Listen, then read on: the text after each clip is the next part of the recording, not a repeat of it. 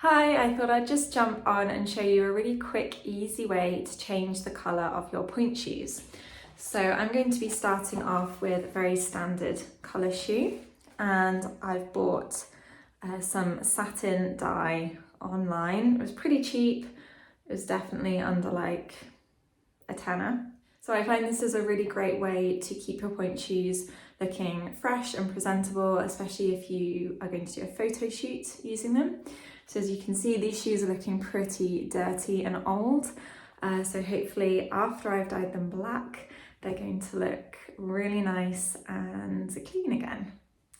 So put something down in case you spill any of the dye. Then in most cases you don't need to remove your ribbons, you can keep them on, especially if you're dyeing them the same colour. But these are actually really nice quality ribbons. They are elasticated, I love them, so I'm actually going to reuse them because I don't have many and they're still in pretty good condition.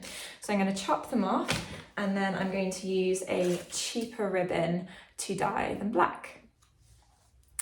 So now all I'm doing is cutting off the top, because as the shoe gets older, this is just going to fray. I wear freed shoes, so this frays quite quickly. And so I'm prematurely cutting it off so that I can get the black dye on the canvas part of the shoe. So they will look like this, and now for the exciting part, let's dye them. I'm going to start by scrunching up some paper and popping it inside the shoe so that when it gets a little bit damp, it's still going to keep its shape. So using the brush, first of all, I'm going to go over the seams and I'm going to get in to where the sole of the shoe meets the satin.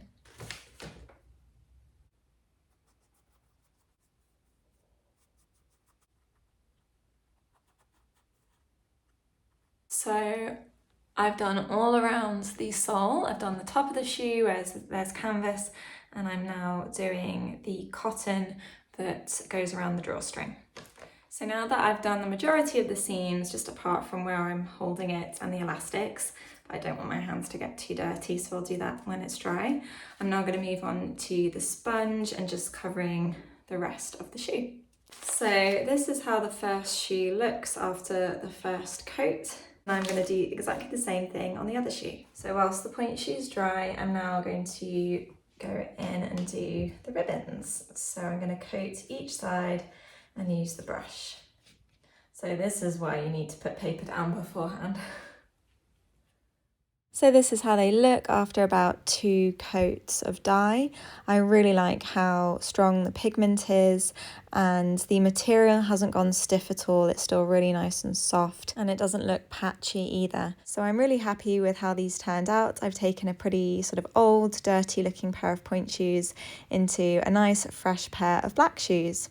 So I hope you found this helpful, and let me know below if you're also planning on dyeing your pointe shoes.